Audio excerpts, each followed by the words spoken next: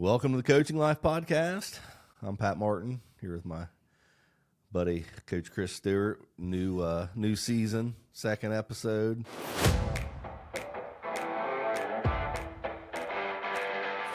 Completely different angle on our view. I'm looking directly across to the college green, and you're looking directly at the wall.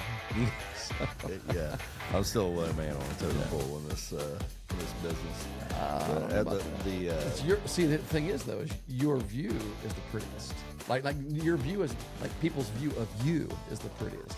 You got those rose bushes out there. You got the college green. You got the people walking by. We should make that a poll. Is the view of Pat Martin the prettiest? He the prettiest view. No, yeah, you're right. It is a good view behind me. Everyone will see, especially as we get deeper into the year, you'll see students walking behind us, get a little taste and feel of what college life is here on campus at Ohio University. So it's really cool. But it is. How you doing today, Coach? Catching up. We're doing well. Yeah. It's been a really busy week. I mean, from last week. From last Tuesday to this Tuesday, I feel like we recorded yesterday, because it seemed like from the moment we finished, it was a whirlwind around here. I sent you a text on maybe Saturday. I don't know, and just heard from you last night. I know. I was thinking I'm going to text him to see if he's alive. I know. Just to make sure. I was sure. Well, what's funny is like last night, I opened up to text you on my phone to say, hey, coming in, we're going to continue to podcast tomorrow, right? And I saw that long text that you had sent me, and I'm like, wait a minute, didn't I reply to that? Because in my mind, I had the reply. I know what I said. And so I had to go back, and I thought, well, maybe I typed it on my computer or something, because it's, integrates the iMessage and everything. Not at all. I think in my imagination at the time I replied, but I never did actually do it. And it was 2 days later, something like that. It's been 3 days later. I don't, I think I still haven't replied. Like, do you feel bad? You've replied. No, I know. Yeah. Do you feel bad about that? Oh, I do. Yeah. When people, I like to reply. But here's the thing: to emails and things. It's I know, but that's the thing. It's an email, and it's there's a culture out there with instant messaging and stuff. Actually, no, it's not out there. It's our culture. It is what it is. That when someone sends you a text, you have to read it right away and respond to it right away. So like there's two different levels there. It's if you don't read out there. I will say this: the first thing I do when I get a new phone, or if the phone update settings or whatever, is I always make sure that I have the red receipts turned off. Mine doesn't. Mine, you probably never see red on mine, do you? I don't even pay attention. That's well, the good. thing. Good for you. Yeah. Well, that's what I'm saying. It's like I don't feel like a text message is something like I don't expect people to respond to me immediately to a text message. Yeah, I don't either. If it's an emergency, I'm going to call you. Yeah. And if it's that big of an emergency, there's probably not much you can do for me anyway. Right? That's what I always tell Chastity when we leave the house or something without my phone. I'll do it every once in a while, but she swears that I can't live without it. I can live without it. She won't see this episode, so we won't have to argue about it. You're pretty positive about that? Yeah. She's given up on our podcast. She's just too busy to listen to someone ramble that she has to listen to ramble every other hour that she's at home. So, but that's what I say. It's like because it's odd. You and I both did. We grew up we know a world where cell phones didn't exist. And there are people in the world right now, adults that do not know that world. Yeah. And so to them, it's a very foreign concept of not having your cell phone. And we've got students that were born in 2008. That's crazy, isn't it? Jeez. Yeah. Yeah. We're old. It is crazy. Jeremiah, I don't think we talked about this. Jeremiah is now a licensed driver. Wow. We haven't talked about that. He was in your neck of the woods yesterday. Oh, yeah. Yep. So yeah. Sorry about that for not warning you. Well, as in like my neighborhood? No, they came up. Him and his buddies came up to go to the movies last night. Up here at Nelsonville. Yeah. You know what? The movie theater in Athens is now a Goodwill. Oh, is it? I didn't know. Yeah, it's a huge disappointing. There was two Goodwills now. Oh, there's one on Columbus Road, and then that one. Oh, okay. And then a couple other thrift stores here in town. Yeah. So the only movie theater in Athens is the Athena, the original. You ever been to a movie there? Yeah. Me too. Yeah. Me too. It's an old theater. It is. Yeah. It is. It's cool. If you like nostalgia. And they also play in indie movies most of the time. Like you're not seeing the same things there that you are. Yeah, now they do. But when my brother was an OU student back in 92, 93, 94, I can't remember when he started. I should say artsy movies. Yeah. But the movie that I came up on Siblings weekend. Oh yeah. We went to the movie. We went to those movies and saw The Hand That Rocks the Cradle. Ooh, you ever seen that? That was a popular mainstream movie. Have you seen that? The Hand That Rocks the Cradle? Yeah. It's an old scary movie. I can't believe you know that. Why is that? I don't know. You don't know anything about movies. Well, old movies. I used to watch movies quite a bit back in the day. I just don't like. You asked me a movie in the last 10 years. I'm not. I haven't seen it. Most likely. Jake and Bella were watching Star Wars the other night. And I definitely haven't seen any of those. Any of those new ones. Part 1, 2, 3, 4. The 1, 2, originals, 3. the OGs. No. See, that's 4, 5, and 6. That's right. Yeah, they were asking me a question about. I don't know who that is. I don't know who that is. I thought you liked Star Wars. I like the original Star Wars. Yeah. But yeah. So, how did we get off on that? I don't know. Jeremiah's driving, and he drove to the movies. And we're old. That's exactly what it is. The takeaway from that. Yeah. I did want to point out that I'm not wearing a Meg shirt today. It's maroon, but it's not Meg's. Okay. It's not Meg's. Okay. Oh well, I've got the Ohio Bobcats shirt on in honor of camp beginning this week. Yeah. Football camp starts. Today's report day. Everybody has to report to camp today, and then tomorrow they'll start getting after it. Is that true for football only, or is that true for volleyball? Volleyball's they've already been practicing. Their camp started because they'll start playing their games earlier. I know we have a few volleyball players that come to our church, and I know like they weren't there last Sunday because they're heavily into their stuff. And apparently the volleyball team does their camp and practices and things like that on Sunday morning. I talked to Coach Hauser. Our football guys are going to be off on Sunday mornings. Oh, really? Yeah. He told me that he wants them to go to church. Nice. Yeah. Good. Yep. Good. A lot of value in that, for sure. So, yeah, we're excited to see these guys again. A lot of guys we'll see again. A lot of guys we'll see for the first time. I've already met several new players who've come to church, who've been here working out this summer and everything. So, good deal. It's an exciting time in that sense. For our church, it's an exciting time because we're going to get most of our people back. Yeah. When school starts, our church grows because we got a lot of students. And summers are always nice though. All the new ones that you're able to recruit to church. Well, yeah. Yeah. or you're a great recruiter. Why would you not want to recruit them to church? No reason. I completely support your church recruiting efforts. There you go. What are we talking about today? We're continuing our conversation. Yes, part two. Everything that you think coaching is, what coaches do, what coaches are responsible for, how coaches think. It's probably not what you realize or think. I don't remember what the title was last week, but that's kind of what we've been talking about. Part is about basically coaching, bringing. Yeah, the hardest part about coaching is not what you think. Yeah, it was such a big discussion. I mean, we went over an hour last week. We thought, we definitely have more to say on it, and it's a good topic to sort of bring us back in because it really is what the Coaching Life podcast is about. It's about first and foremost just coaching, and what is the main aspect of coaching. It's life. It really is. It's life, and it's an investment into people's lives, and so we thought let's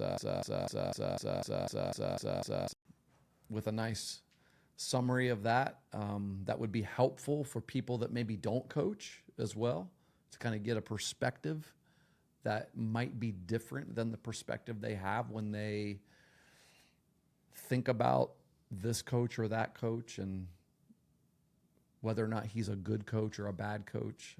When they attend a game and they see decisions being made, those are being made in a game, in that moment, and it's also a small fraction of what that coach does. Yeah. And that's kind of the idea behind, I think, this 2-part show. Yeah. Would you say so? Yeah. I'm thinking. Okay.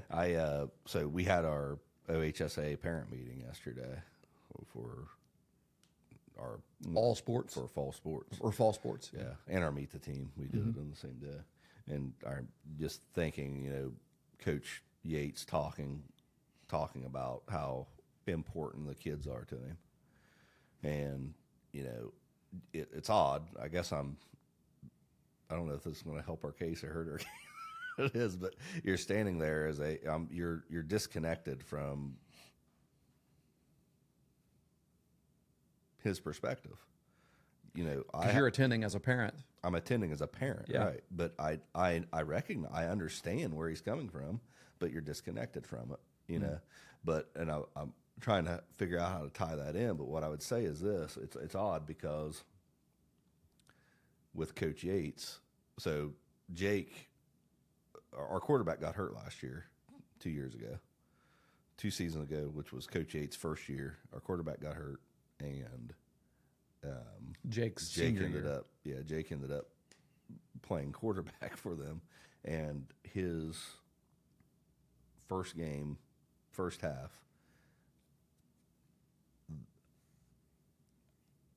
I would have took him out.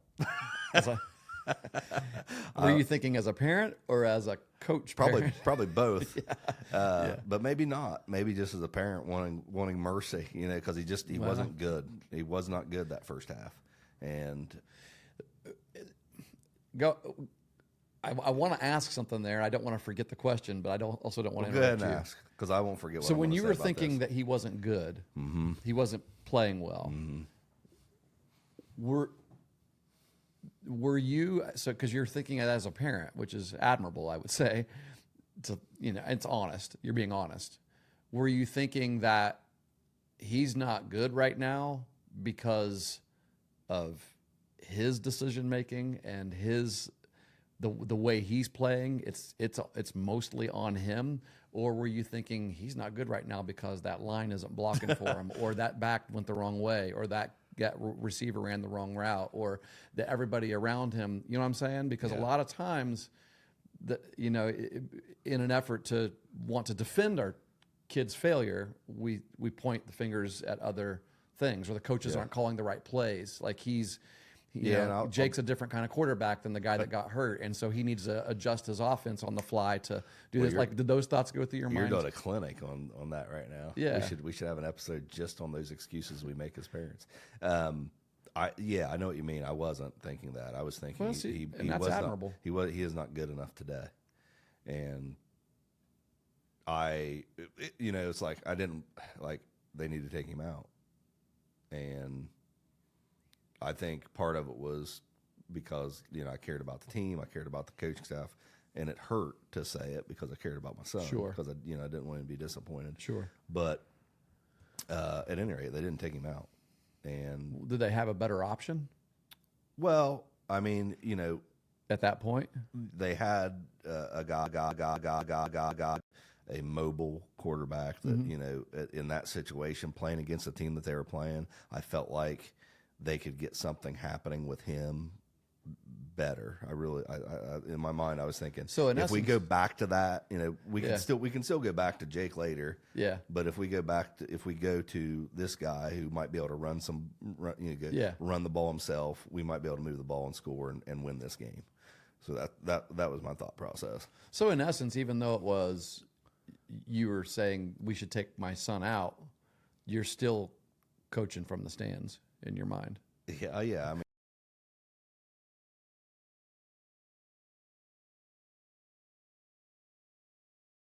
quarterback, it looks like. I don't know who's going to be. I didn't mean to get off on that. I would call me. I'll start. We won't win a game, and then we'll get the quarterback you want next year. I can bring you that, Cleveland. Just give me a call. I'll play for $1 million, easy. But they didn't take him out. He played really good in the second half, and then cool. In my opinion, so they made an adjustment with him in the halftime, most likely. They did, and I think ultimately they just impacted. In talking to Coach Yates afterwards, I think they just pulled him aside, said, "We got you. We got your back, and we're behind you." Freed him up, and he did. He had a good second half. And I thought, wow, there's a coach right there that, say what it is. He believed in my son in that moment more than I did. Not my son, but the player that he was. Sure, sure. And it worked out. He was right. I was wrong. As the parent, you know what I mean? And then the following year, Jeremiah gets to play early a lot as a freshman because actually Coach Yates, he was playing for Coach Yates' son. That's what he was doing because Coach Yates' son was coming off shoulder surgery. He was getting reacclimated into everything that we did and getting healthy. And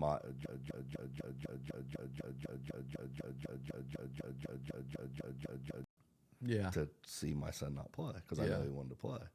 Thinking, he might be able to help, but also knowing. And this is the perspective that I wish we could capture and bottle up and show to everybody. And I know it's difficult because standing there listening to Coach H yesterday, I was in that parent, it's like I wasn't seeing it from his eyes. I was seeing it from mine. Sure. So I know it's difficult, but I knew if he thought Maya would be the best for the team in that moment or in those games that he wasn't playing as much, they would put him in. Because I thought the opposite, the opposite a year ago, a year prior. Right. And so to me, there was integrity in that. He proved it. I proved it is what he didn't prove anything. He was just being him. But, with my thoughts, I proved that, that he has integrity. He's doing what he thinks is best for the team. And it's hard to argue. And that's the issue there is that the heart of that issue is that the decisions are never personal.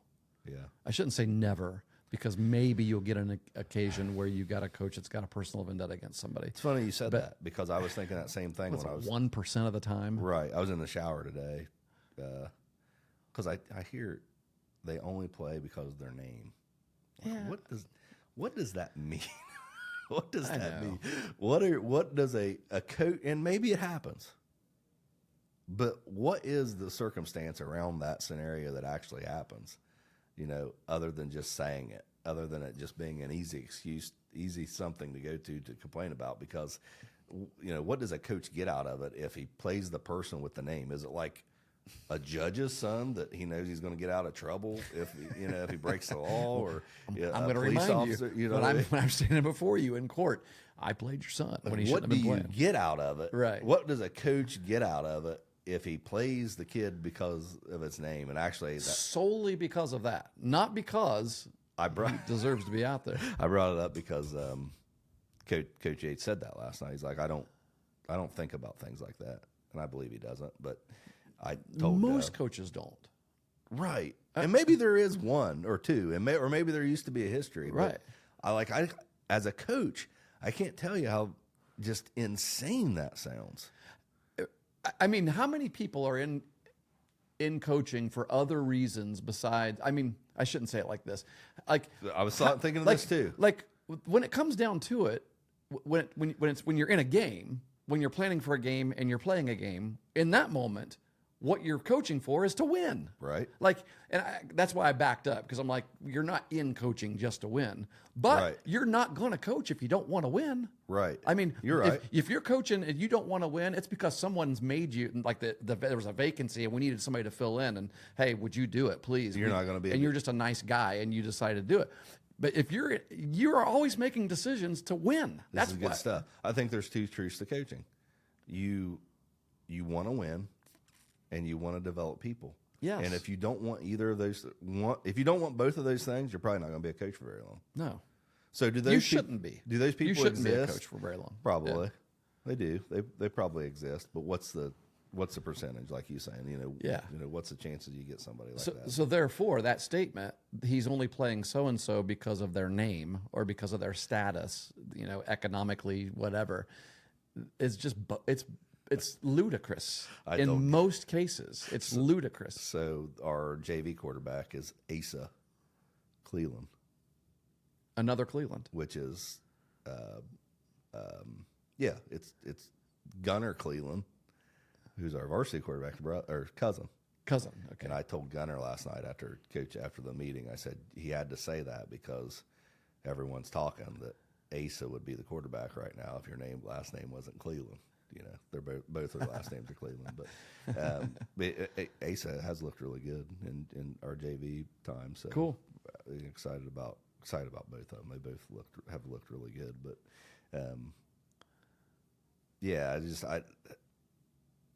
it seemed like in the past I understood what that meant more than what I do now. Like, I understood what people were saying when they would say you only play someone because of their name, but being in circumstances and situations and having the perspective of a coach, you're never going to jeopardize a win for something like that. You just aren't. Unless you're talking about, Diggstown. Have you seen the movie Diggstown with Louis Gossett Jr., the boxer? I don't think so. Unless you're talking about, you're going to die if you don't win this game, or if you don't play this person, if you get to those situations and you want to say they only played it because of his name or something like that. Okay, I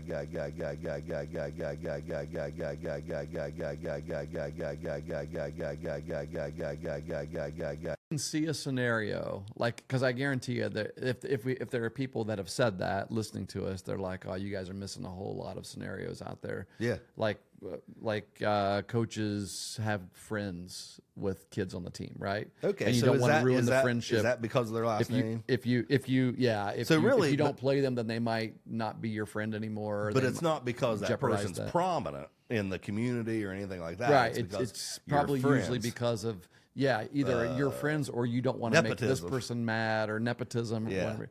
Yeah. Okay. Well, I mean,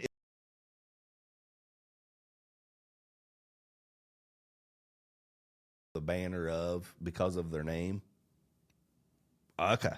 It makes it a little bit more valuable, because I would say it happens more. I would say probably when people say it's the easiest way to say it. They're playing that person because of their name, or because that makes sense. Because they're buddies, Yeah. And again, that maybe that happens more because of that. But it's at the end of the day, still, if you're true to yourself, you want to win still, and so there, maybe we should talk to coaches then. Coaches, what happens then when you are wrestling with that decision? When you know that you have a really good, let's say a best friend, family friends, you guys go to eat to dinner all the time. You go on vacations together perhaps, and their child has come up through your program and they're on the bubble. They may play some games and they may not play other games because that's just where they are. Do you wrestle with that? Do you tip the scale in their favor because of who they are? So now we're probably hitting a soft spot. We know what you do. Coaches. You never lost any friends coaching, right? I did lose friends coaching. Yeah. For this very reason, for making that kind of a decision. It's amazing how fast you lose them. I know. I've only been a varsity baseball. I'm going into my 6th year. I lost friends in my first 2 years, and the team was set. You played the same guys the guy played the year before. Yeah. Yeah, it's crazy. Well, what happens is though, because you're there, some of these people want the nepotism. Mm-hmm. They want he's in the position now, so obviously he's going to play my kid, right?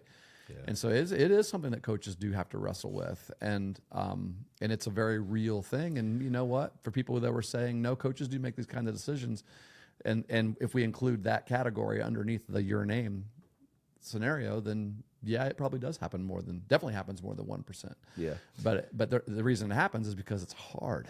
It's hard. as a coach, you got to be honest. I mean, as a coach, you should be playing the team, the players that are going to help you win, the players that have.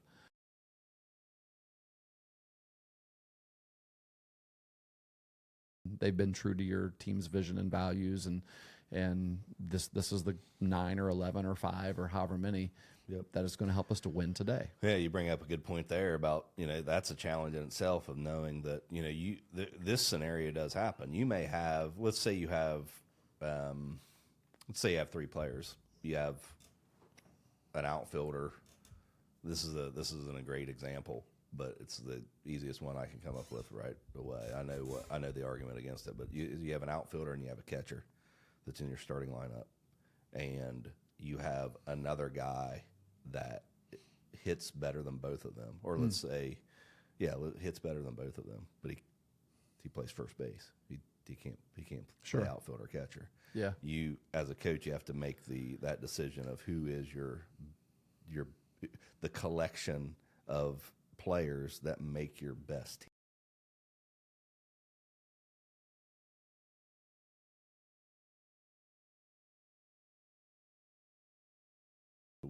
The makeup of your team, certain guys get hot during practice and look really good, and other guys fall off, and some guys are struggling to perform at the plate, or maybe they're making some errors in the field, and in practice you got some other guys that are really starting to pop and glow, and you make that decision. Okay, I'm going to go to this guy, or it might be a matchup.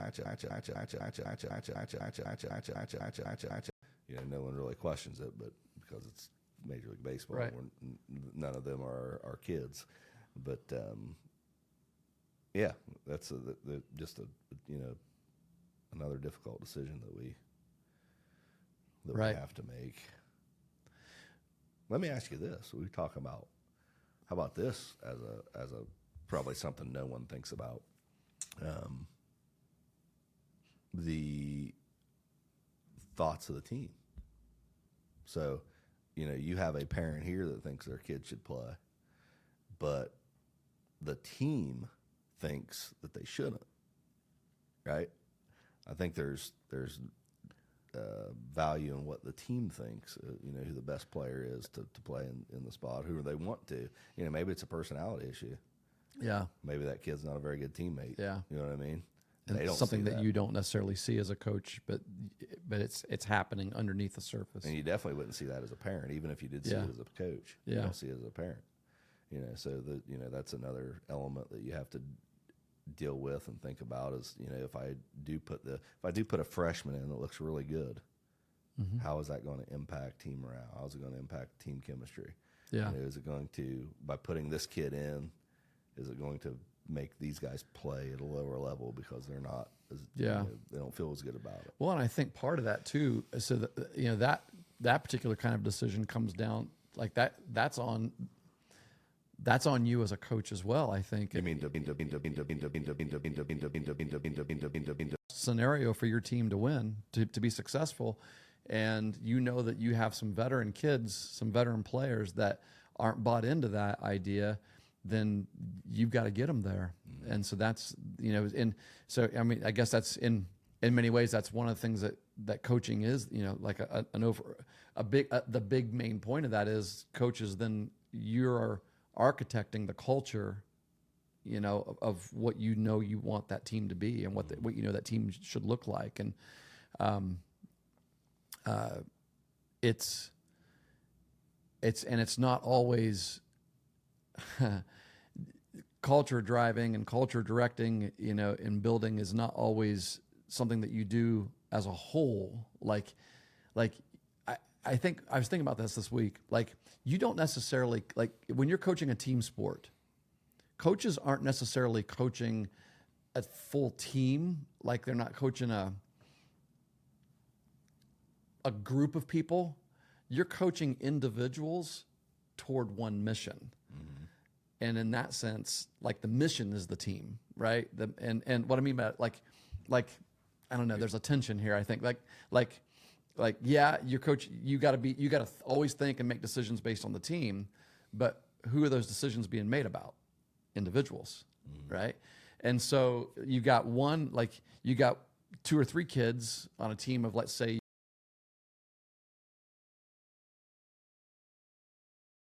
that freshman, but you got 2 or 3 others that aren't, and you got a couple others that just don't, that, a few others, it doesn't really matter. I'm good with whatever you do.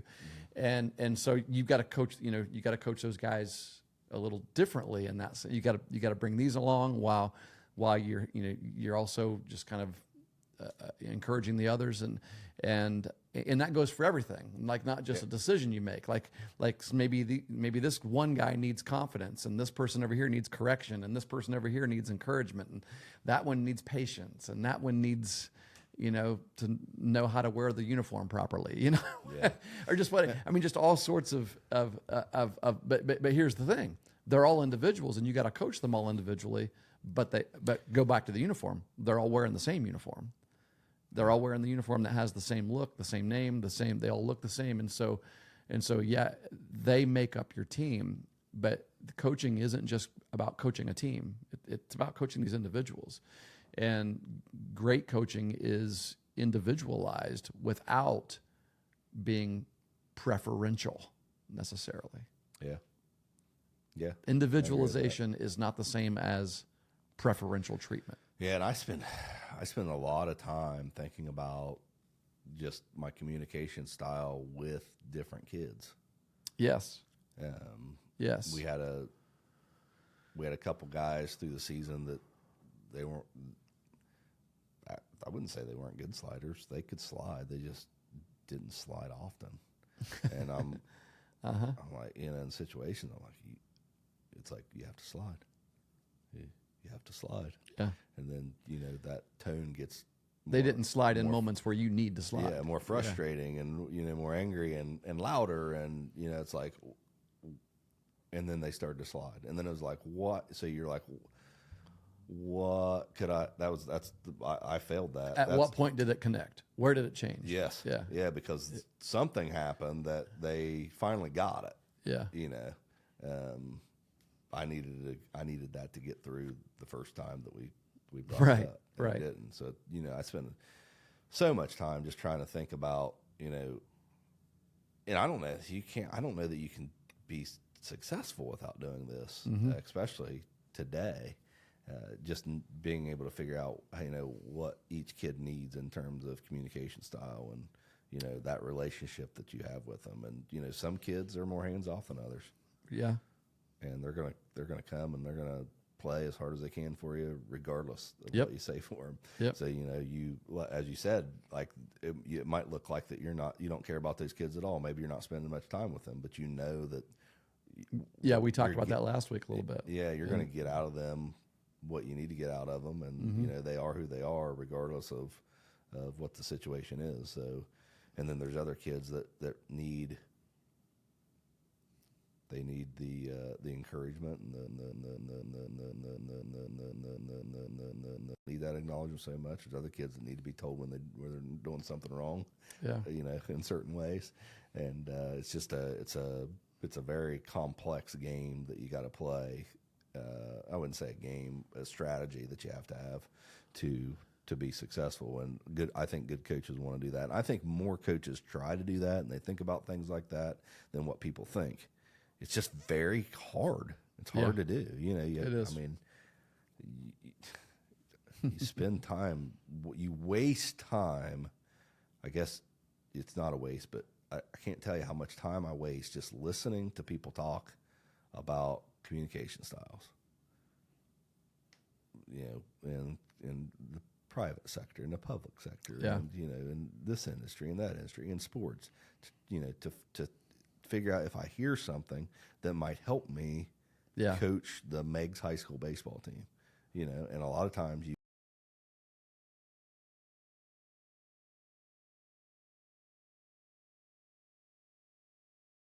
and then those are times, and that's commitment, and that's work, and that's effort that is completely out the window when you have a kid that's not playing a lot of innings, and the parents are upset because they don't, they see their kid hurting, They are not able to. They see other parents happy watching their kids play, so they're missing out on that aspect, and it's difficult. It is. Well, what that illustrates too is that coaching is emotional labor. and like when you think about all the different ways, if you like you write coach in the middle and you think about all the different ways that you have to lead and respond to sometimes people's emotions, like for example, take a loss for an example. Like you feel different after a loss, and you can tell the demeanor is different after a loss. It's different among your team. It's different among the fans, the parents, the coaching staff, everyone. And so after a loss, you got players are emotional, and they're emotional about this, whatever it might be. And it could be 40 different things or 11 different things or 5 different things. Parents are emotional. What are they emotional about? Yeah, we lost, but it's going to be about this and fill in the blank. Assistant coaches are emotional. What are they emotional about? A lot of it may be the same things that you are, but there's probably different things too. Administrators might be emotional, right? They might have questions, right? Like what happened there, and you're emotional. And so you, you still got to lead though. Mm-hmm. And so when I say it's emotional labor, that's what I mean. It's exhausting. Yeah. It's exhausting. And you don't feel that as much when you win a lot, right? And so that's why you want to try to win. Yeah, you're right. That's a great point. That's one of the. And so that if there's ever an incentive to do everything you can to win, it's to avoid that burden. Yeah, you're right. Of the weight of loss. Yeah. Now we've talked about losses in positive ways too, about how you learn and how they help you grow and all that. But I was on a podcast recently. Well, recently, it was in May. It was back when it was the day of our district championship game. Yeah. This guy called me up a week or so in advance and asked if I would be on his podcast. It's a really good podcast. It's called The Baseball Coaches. It just left me. I need to look it up. I listened to it, but I can't remember. Yeah. Oh, I've listened to. I follow him and listen to several of his of his episodes because he does an outstanding job. It's called Baseball Coaches Unplugged, and the coach is Ken Carpenter, and I think I mentioned it. We haven't done a podcast forever, since then, so I didn't mention it on here. But if you like our podcast, you would, and you're a baseball guy, like his is very specific to baseball, right. Obviously. Then you would really like Ken Carpenter's podcast. He's from Columbus. Give him a listen, and if you ever reach out to him, let him know that we sent you to him. But one of the questions that he asked me it was like the last question he asked me in the hour-long podcast episode was, he said, "Coach, love to win or hate to lose? Which would you say fits your personality the most?" And I answered it with, "I love to win." And I think the reason why I selected that answer, I told him my explanation was that I feel like that everything that you're trying to avoid in losing, you're building and winning. And so I see losing as a negative, winning as a positive. And I don't like to focus on the negative. And so I'm trying to build toward winning. And but then the other side of that is you gotta hate to lose though, or you're not going to win very much. Yeah, when you're preparing, when you're playing. You have to hate to lose. I hate the way losing feels. This is like what we just talked about, the emotional labor of it. That's what makes you want to say, "Boy, I hate to lose." Yeah. You want to know something though? I know you know this.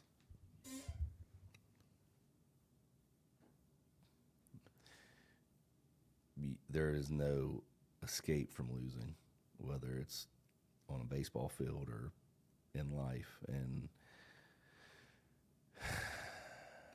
you better be able to overcome it. And it's hard to be able to do that unless you experience it. Yeah. And I know, a lot of times in my life, I've went back to the tough losses.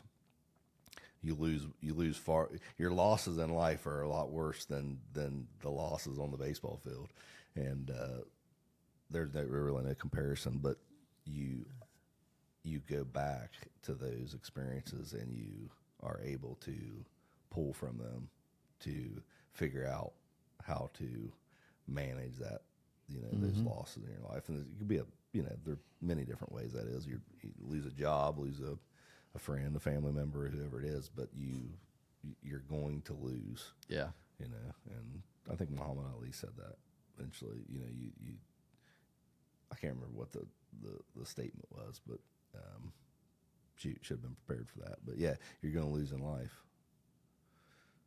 That's still, yeah. I mean, I think the gritty answer is you got to hate to lose. But I think it's hard to say. Is there ever an instance where you win that you get no value out of it?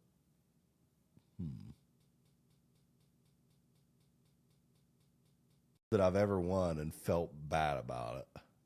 I may have won and said, well, that didn't help us very much. Or yeah, I mean, I know I had a couple wins this year, and I thought we won this game. And one in particular, I remember, we won, but we didn't play well. I had to listen to you whine about it. But you still, a win's a win, Coach. But the demeanor is different on the bus ride home, isn't it? You'd feel a lot worse. Yep, if you lose that same game. If you lose that game, yeah, you're not going to go, that's a good thing we lost because we deserve to.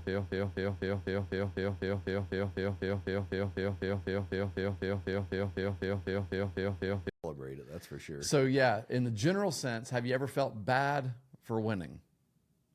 I don't know that I don't think I can. Yeah, I can say that. Not in the general sense. There are aspects of it that you feel bad about that you need to improve upon, but it feels great. Yeah. Of course.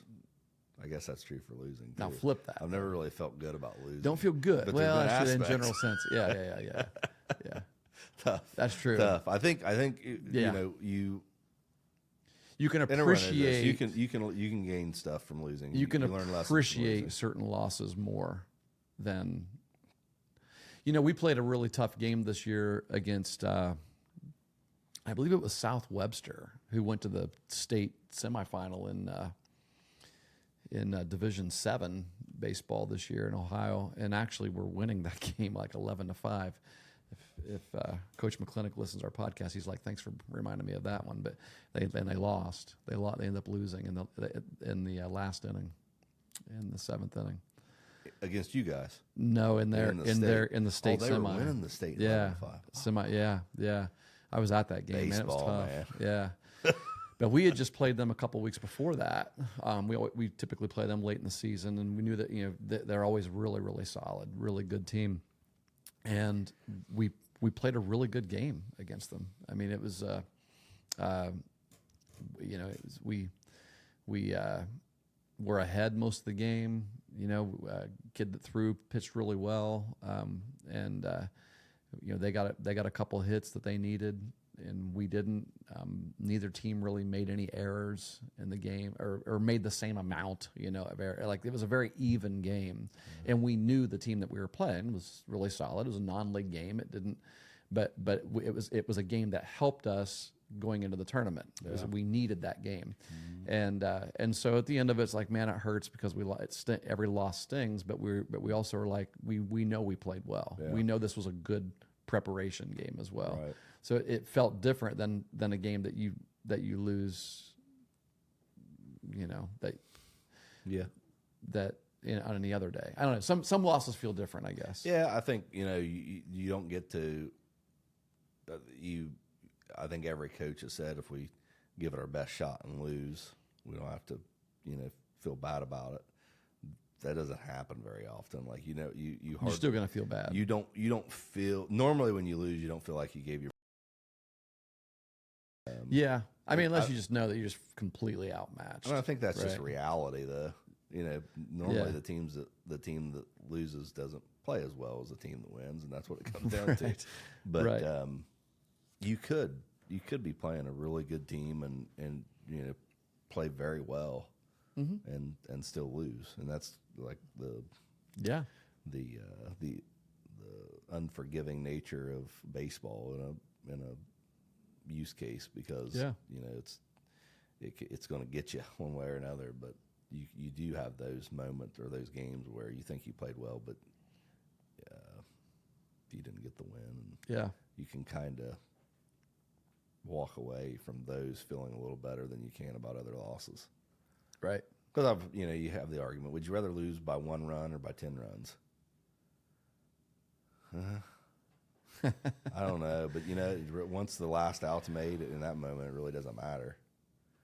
You got to search for it. Yeah. What caused you to lose by that 1 run, and what who were you playing, and what the situation was, and things like that. But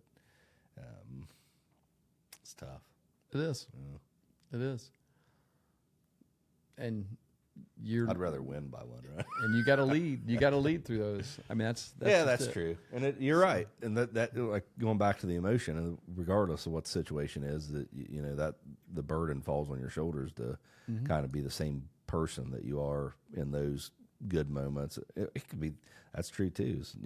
Sometimes it's hard to be that leader in the excitement of celebration. Right. You have to be able to contain yourself and carry a certain amount of class with you, and so on and so forth. So absolutely, it is a. I last 3 years I've lost 20 pounds every baseball season. Baseball keeping you healthy, or is that an unhealthy? I don't think it's a loss of healthy 20 pounds. I don't think my dog.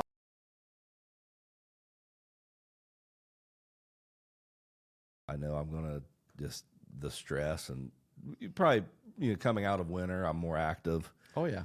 So you're doing a little bit more physical work, and you have that stress on you. It's yeah. You got to make the right decision. So there's a bunch of them to make. Yeah, exactly.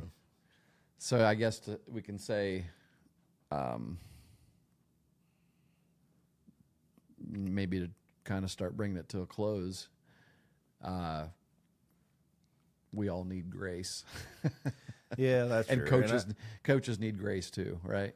Right. Yeah, and I mean, from a coaching perspective, parents need grace. Well. Yeah, players certainly do, because the reality is, players make mistakes, and we see those as right in front of us, right? Everybody sees that's the first mistakes you see, and officials make mistakes. See, those are right out in front of no grace to officials. Yeah, I'll just kid you. But we all make them. Yeah, I mean, and there's not a single parent that would listen. You and I, having been parents, also who would say I'd never made a mistake as a parent either, right? And so when it comes down to it, that's coaching is not a perfect profession either. It's not a perfect experience, and so coaches are making mistakes as well. And most coaches, like we said earlier, are not being malicious in the decisions they make. They're just imperfect people that make tough decisions with incomplete information. Yes, and I've actually said that before when talking to people, because the personal nature of a decision that impacts your child makes it worse. Yes. But my question was to them, do you think they're a bad person, or do you think they're a bad coach? Which element, which side are they making a mistake on? Yeah. Because if they're just not playing your kid, and they should be, maybe they're just a bad coach. Yeah. And if they're a bad coach, that's not a personal thing. They're just not very good. You know what I mean? Still not personal. They can't help it. Yeah. They're just not a very good coach. Yeah. So to try to ease because if you think about it that way, very few, I think, instances does a parent come out and just blame a coach for intentionally not playing their kid because they don't like them. And that's when you're just like, okay, maybe they do like them. They probably do, because I would say 95% of the coaches that's been coaching for any amount of period of time are very focused on the person that they're dealing with, that they're coaching. And if they do, then you can almost be certain that the decision to play them or not play them, or to take them out, or to yell at them during a game, or whatever the contention point is, comes from a place that is they think benefits the kid in the moment. Yeah. So yeah, that's hard to swallow sometimes as a parent. It really is.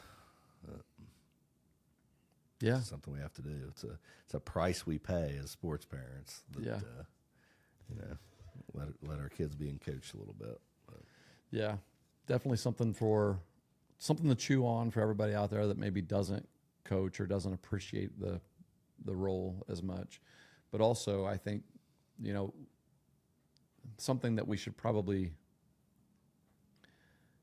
something I thought about while we were sitting here earlier before we started recording, because we were talking a little bit about church. Maybe we did talk about this on the podcast. Sometimes I can't remember what we talked about and what we didn't.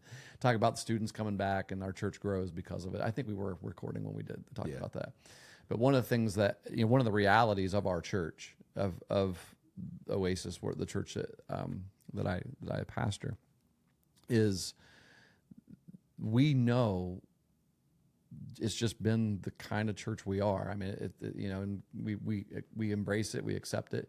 We know that the look and the feel of our church is going to change every 4 years or so, or really every year. Every year. For the most part, it's like if you come, it's gonna seem the same. Like, but the people change. Like it depends on which.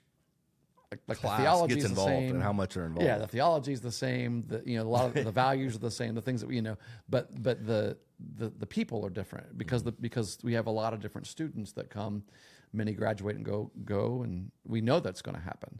Right. And so one of the things that and I'm making a point here to coaches. All right.